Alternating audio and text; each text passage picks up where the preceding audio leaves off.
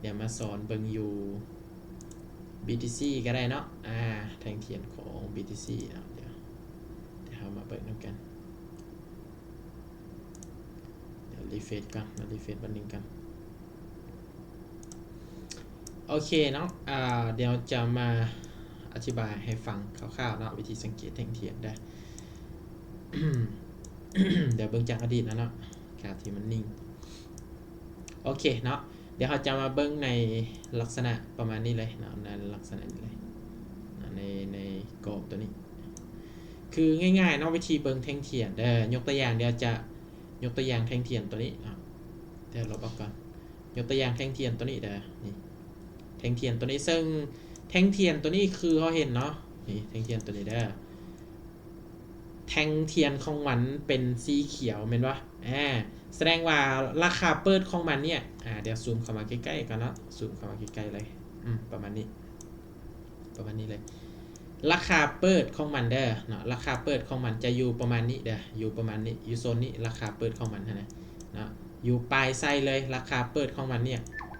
เป็นแทงซื้อเนาะที่ว่าเต็ม 100% เลยเนาะเป็นแทงเปิดเนาะเปิดมาปุ๊บเนี่ยราคาของมันเนี่ยก็ถือว่าแทงเทียนเนี่ย 100% เนาะมันอยู่ที่แทงเทียนเนี่ยแทงซื้อ 100% เลยแต่ว่ามันมีการกดราคาลงมาประมาณนี้ถามว่ากด 50% บอฮอด 50% ในโซนนี้ก็ถือว่าประมาณ 35% นะมันกดลงมาประมาณนี้นะกดลงมาประมาณนี้ก็ถือว่า 35% นะ 35% ที่มันกดลงมานี่นะฉะนั้นในออเดอร์ถัดไปนี่เขาก็สามารถซื้อขึ้นได้นะมันก็ปิดได้อีก1ออเดอร์เห็นปะปิดได้อีก1ออเดอร์เพราะว่ามันพยายามที่จะขึ้นไปเก็บไส้เนาะคือราคาเปิดของมันคือโซนนี้เป็นปะคืออันนี้คือแทงต่อไปมันก็ปิดซื้ออีกแทงหนึ่งเป็นปะเพราะว่าแทงก่อนหน้าเนี่ยแทงลอท่าซะตัวนี้เนาะเป็นแทงลอท่ามันมีแหงซื้อแบบเปิดมาละ 100% เลยฉะนั้นแหงขายเข้ามาเพียงแต่ 35% เนาะถ้าวีเบิ่งเป็นเปอร์เซ็นต์ในโซนนี้เนาะแต่ว่าแหงซื้อชนะในโซนนี้เนาะแหงซื้อชนะแล้วออเดอร์ต่อไปมันก็เลยว่าปิดเป็นแทงเทียนซื้อนะแล้วก็มีไส้ทางด้านถึงอีกตัวนี้ราคาเปิดของมันเนาะถ้าจะว่าแบบเปอร์เซ็นต์เต็มเลยก็คือ 100% เนาะแทงซื้อที่ว่าเกิดมา 100% คือกันเนาะแทงเทียนตัวนี้ 100% คือกันเนาะ 100% แล้วบัดนี้มีแฮงขายเข้ามาเนี่ยประมาณ 90%เนาะที่ว่าเข้ามาในโซนเนี่ย 90% เลยเข้ามาแทรกตัวนี้แต่ว่าแทงเทียนของมันเนี่ยเป็นแทงเทียนซื้อเนาะเป็นแทงเทียนซื้อแสดงว่าแฮงซื้อยังชนะอยู่นะแต่ว่าเฮามาเบิ่งน้ำกันนะมาเบิ่งน้ำกันคือโซนนี้มีเฮาฮู้แล้วว่ามีการเทขายลงมา 90% เนาะในโซนนี้มีแห่งขายทุบ 90% ถึงว่าแทงซื้อจะชนะก็ตามนะบวกจากอดีตอีกมีการเทขายลงมาอีก 35% แสดงในโซนนี้บวกกันนี่ก็หลายได้แห่งขายเนี่ยแสดงโอกาสที่มันจะลงมาเนี่ยสูงมันปะเห็นไหมลงมาปุ๊บแล้วบัดนี้แทงเทียนตัวนี้ นี่แทงเทียนตัวนี้บัดนี้ได้แทงเทียนตัวนี้ก็คือราคาเปิดของมันเนี่ยอยู่แทงขายเลยเนาะเป็นแทงเทียนขาย 100%เนาะแทงเทียนขาย 100% เลยในโซนนี้เนาะ 100% แล้ววันนี้มีราคาเปิดของมันอยู่โซนนี้เนาะมันขึ้นไปเนาะขีดแต้มไปได้ซ้ำในโซนนี้เนาะราคาเปิดของมันเนี่ยก็ถือว่าเป็นแทงเทียนขาย 100% เนาะแทงเทียนขาย 100% เลยกิน 100% เลยจากเดิมทีราคาเปิดของมันเป็นแทงเทียนซื้อนะเนาะราคาเปิดของมันในโซนนี้เป็นแทงเทียนซื้อให้ทุกคนเข้าใจเนี่ยมีไส้เทียนทางด้านถึงเนี่ยแสดงว่าราคาเปิดของมันเคยเป็นแทงเทียนซื้อแทงเทียนซื้อประมาณ10% ก็ได้ในโซนนี้เนาะ 10% นะแล้วบัดเนี้ยแฮงขายเนาะแฮงขายเข้ามาเนาะเข้ามาปุ๊บจวดลงมาก็ถือว่าแฮงขายเข้ามา 90% เลยในโซนนี้แฮงขายชนะเนาะเป็นแทงเทียนขายถือว่าแฮงขายชนะเลยแต่ว่ามันมีเคยมีจากต้นเนาะยกตัวอย่างเริ่มประมาณช่วง30 วิเนาะราคาเปิดเข้ามาจะเป็นแทงเทียนซื้อเนาะแทงเทียนซื้อขึ้นไปประมาณ 10% ขึ้นไปบ่ได้เนาะมีแฮงขายทุบลงมา 90% เลยก็เลยเฮ็ดให้แทงเทียนเนี่ยแฮงขายชนะไปนะ แทงเทียนชนะไปแทงเทียนตัวนี้เส้นกันเลยเนาะแทงเทียนตัวนี้เส้นเดียวกันเนาะ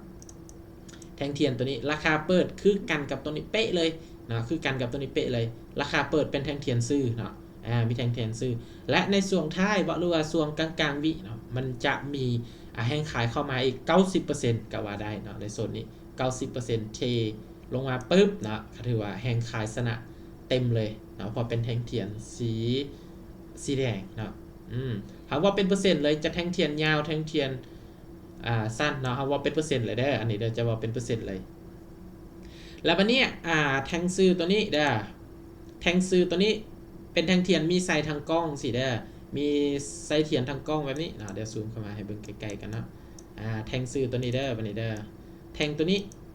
เดิมทีของมันเป็นแท่งเทียนขายเด้อก็ถือว่าแท่งขายพยายามลงมาอีกเนาะราคาเปิดเป็นแท่งเทียนขายเนาะแท่งเทียนขายประมาณ 10%ประมาณ 10% แล้วแฮงซื้อเนี่ยทุบขึ้นไป 90% เลยในโซนนี้ก็เลยเฮ็ดให้แฮงซื้อสนะเนาะสนะปึ๊บเฮ็ดแฮงซื้อสนะก็ถือว่าสนะกินเต็มเลยในแท่งเทียนนี้เพราะว่ามันราคาเปิดของมันเนี่ยแมนยูว่าเปิดมาเนี่ยแฮงเป็นแท่งเทียนขายเนาะแต่แฮงซื้อพักดันขึ้นไปก็ถือว่าในแท่งเทียนตัวนี้เฮาเบิ่งเป็น 90%เดี๋ยวแฮงซื้อ 90% นะแต่เป็นอย่างมันคือลงมาเป็นแท่งเทียนขายแบบนี้เป็นคือลงมาเป็นแท่งเทียนขายคือตลาดเนาะปัจจุบันราคาของมันเริ่มล่วงมาแต่จุดนี้แหละนะเริ่มที่มีการมีแท่งขายเข้ามาแต่แท่งก่อนหน้าพี่ละเป็นปะแท่งก่อนหน้าพี่ละปึ๊บแล้วเนี่ยแท่งเทียนนี่เมนูมันเข้ามา 90% จวดบัดเดียวแน่นอนในโซนนี้คือเอาเห็นละนี่แท่งขายนี่บนนี้ก็มีแท่งขายบนนี้ก็มีแท่งขายอันนี้มีแท่งขายลายอีกในเมื่อมันพุ่งขึ้นแห้งแบบนี้แสดงว่าเปอร์เซ็นต์ในโซนนี้นี่แห้งขายนี่จะลายแล้วในโซนนี้เนาะนี่โซนนี้นี่แห้งขายนี่ลายแล้วเด้อทุกคนเด้อก็ถือว่าโอกาสที่ว่ามันจะลงมาต่อนี่สูงเลยสูงอีหลีทุกคนนะเห็นป่ะคือมันเทขายลงมาเนี่ยซึ่งจุดนี้มันจะมีราคาเปิดเป็นแท่งเทียนซื่อก็ตามทุกคนเนาะในโซนนี้เนี่ยอาจจะเป็นแท่งเทียนซื่อเนาะที่มันเปิดมาประมาณ 10%เปิดเป็นแท่งซื่อ 10%แล้วแห้งขายพักดันขึ้นไปประมาณ85%ทุกคนนะขึ้นไป 85% ขึ้นไปปึ๊บเห็นปะเป็นแทงขาย 85% เนาะแทงซื้อเข้ามาเนี่ยประมาณ 15% ทุกคนเนาะ 15% เด้อแทงซื้อ 15% แทงขายเนี่ยถ้าว่าเป็นเปอร์เซ็นต์แทงขาย 85% เพราะว่าทางด้านถึงนี่มีใส่เทียนน้อยนึงก็ถือว่า 5% เท่านั้นเนาะในโซนนี้มีแทงซื้อพักดันอีกแต่ว่าแทงขายสนะคือเก่าแต่ในเมื่อแห่งซื้อบ่มีและในแท่งเทียนเนี่ยเข้ามาจำนวนเพียงแต่ 10% ฉะนั้นแท่งเทียนตัวนี้ก็เลยว่าลงมายาวเลยลงมาต่อเรื่อยๆทุกคนลงมาต่อเรื่อยๆเลยลงมาต่อเรื่อยๆและแท่งต่อไปแบบนี้นะคือแท่งเทียนตัวนี้แท่งเทียนตัวนี้เด้อ ราคาเปิดของมันเนี่ยเป็นแท่งซื้อเด้อนะเป็นแท่งเทียนซื้อนะปัจจุบันนี้เป็นแท่งเทียนซื้อ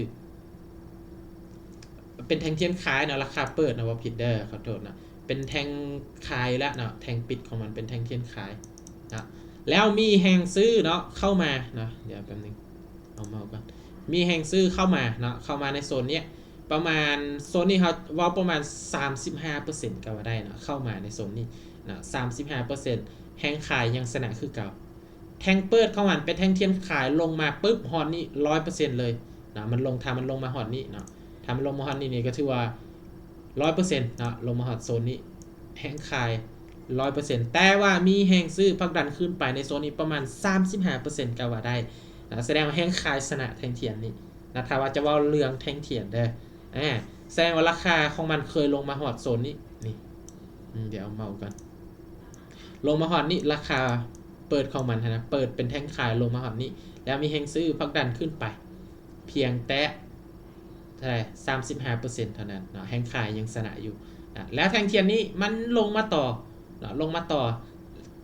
โซนนี้มีการผลักดันราคาแท่งเทียนซื้อขึ้นไป 35% และโซนนี้ก็มี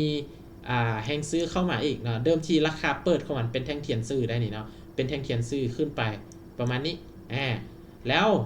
ได้เพียง 10% แล้วแห้งขายทุบลงมาอีกเกินจุดที่ว่ามันเคยลงมาหอดจากอดีตนี่เลยแต่แห้งขายสนะกินเต็มแห้งขาย 90% แท่งเทียนตัวนี้ทุกคนนะแท่งเทียนตัวนี้มีแห้งขายอยู่ที่ 90% แห้งซื้อเนี่ยราคาเปิดเป็นแท่งเทียนซื้อนะแล้วนี่แห้งขายในแท่งเทียนตัวนี้ 90% นะก็ถือว่ากินเต็มเลยนะกินเต็มเลยสำหรับแท่งเทียนขายนี้ตัวนี้บัดนี้ ตัวนี้เส้นกันเนาะเป็นแท่งเทียนซื้อก็แสดงแห้งซื้อสนะนะทุกคนนะแห้งซื้อสนะ แต่ว่าเรื่องเปอร์เซ็นต์ตามไส้เทียนก็คือตัวนี้ราคาเปิดเดิมทีเป็นแท่งเทียนขายนะเป็นแท่งเทียนขายลงมาประมาณ 10%นะอีก 90% ก็คือแหงซื้อพักดันขึ้นไปเลยเหตุให้แหงซื้อนี้ชนะไปทุกคนเนาะง่ายๆทุกคนวิธีสังเกตเด้อแล้วก็ตัวนี้วันนี้เด้ออันนี้คือ50-50เด้อแท่งเทียนตัวนี้50-50นะแหงขาย 50% แหงซื้อ 50% นะในโซนนี้ว่าง่ายๆเลยคือราคาเปิดตัวนี้เนี่ยก็คือทำอิดนั่นนะแหงขายเนี่ยในโซนนี้ 100% นะเป็นแหงขาย 100% และในส่วนท้ายบันนี้เด้อในส่วน3วิจักวิก็แล้วแต่แหงซื้อพักดันขึ้นไปพักดันขึ้นไปเนี่ย 50% เลยในโซนนี้50% และแท่งเทียนนี้ขึ้นไปปิดเป็นแท่งเทียนซื้อเลยทุกคนคือเป็นแท่งเทียนซื้อจากอดีตของมันตัวนี้ทุกคนอดีตของมันตัวนี้มีแหงซื้อชนะและชนะเต็มและมานี่50-50เบิ่งจากอดีตเป็นแท่งเทียนซื้อชนะเอาเดี๋ยวนี้มันขึ้นไปแล้วมันมีการทุบลงมาเนี่ยประมาณ 30% ไปแท่งเทียนตัวนี้เนาะมันขึ้นปิดซื้อปุ๊บแล้วในส่วนท้ายเนาะมันมีแหงขายเข้ามาประมาณ 30% และแหงซื้อชนะไปอยู่ที่ 70% ในแท่งเทียนตัวนี้เด้อแท่งเทียนยาวตัวนี้เลยนี่แท่งเทียนยาวตัวนี้เห็นปะให้เข้าใจง่ายๆเด้อวิธีเบิ้งแท่งเทียนทุกคนวิธีอ่านแท่งเทียนปะเนี่ยแท่งเทียนตัวนี้เนาะเป็นแท่งเทียนตัวนี้คนตีตัวนี้เนาะง่ายๆเลยคือจากแท่งเทียนตัวนี้เดี๋ยวทุกคนเด้อแท่งเทียนตัวนี้นี่เดี๋ยวแป๊บนึงเดี๋ยวลบออกก่อนจากแท่งเทียนตัวนี้ทุกคนเนาะแท่งเทียนตัวนี้เนี่ยราคาเปิดเนาะเป็นแท่งเทียนซื้อแบบเต็ม 100% แล้วมีแท่งขายเข้ามา 30% เด้อแท่งเทียนตัวนี้แท่งขายเข้ามา 10% ปุ๊บแล้วบัดเนี่ยแท่งต่อไปบัดนี้แท่งตัวนี้ราคาเปิดของมันเนี่ยเป็นแท่งขาย 100% เลยนะลงมา 100% นะ 100% หลังจากนั้นในช่วงท้ายวิบ่เรือจังวิก็ตามเนาะมีแท่งซื้อเข้ามาปุ๊บนะจากที่เป็นแท่งเทียนขาย 100% เลยแท่งซื้อเข้ามากินเต็มเลยนะแท่งซื้อเข้ามากินเต็มเลยก็ว่า 100% เลยก็ว่าได้ในโซนนี้นะนี่ขึ้นไปแบบเต็มร้อยเลยนะขึ้นไปเต็มร้อยเลยในโซนนี้นะแท่งซื้อก็เรียกว่ากินเต็มแล้วเป็นยังแท่งเทียนนี่คือเทลงมาเป็นแท่งเทียนขาย 100% เลยเพราะว่าอันนี้น่าจะสวิงต่อเนาะแท่งเทียนนี่น่าจะสวิงได้เดิมทีของมันเป็นราคาเปิดนะราคาเปิดของมันเนี่ยแน่นอนทุกคนในโซนนี้นี่เป็นแท่งเทียนขายที่ 100% แต่ว่ามีแห่งซื้อพักดันขึ้นเต็มแม็กเลยในแห่งซื้อชนะไปกินขาดเลยในแท่งเทียนนี้นะแล้วบัดเนี้ยแท่งนี้แน่นอนเปิดมาเนี่ยเป็นแท่งเทียนขายแบบ 100% เลยโบมีแท่งซื้อนะโบมีแห่งซื้อเลยในแท่งเทียนตันตัวนี้นะโบมีไส้เทียนตัวนี้นะก็ถือว่าเป็นแท่งเทียนตันแห่งขายชนะ 100% เลยในโซนแท่งเทียนตัวนี้โบมีแห่งซื้อเข้ามาจักเปอร์เซ็นต์เลยก็ถือว่าแห่งขายชนะแบบกินขาด 100% เลยแต่แท่งเทียนตันแบบนี้เนาะให้ทุกคนเข้าใจเนาะวิธีสังเกตแท่งเทียนง่ายๆนะถ้าว่าเทศตามแท่งเทียนถ้าว่าเขาเข้าใจมันกะเทศก็จะง่ายขึ้นทุกคนนะวิธีสังเกตเบิ่งแท่งเทียนเวลาไส้เทียนนะมีไส้เทียนเขาต้องเบิ่งว่าเป็นจักเปอร์เซ็นต์นะง่ายๆทุกคนนะกับโบยากเนาะวิธีการอ่านแท่งเทียนนะถ้าว่าเขาเข้าใจมัน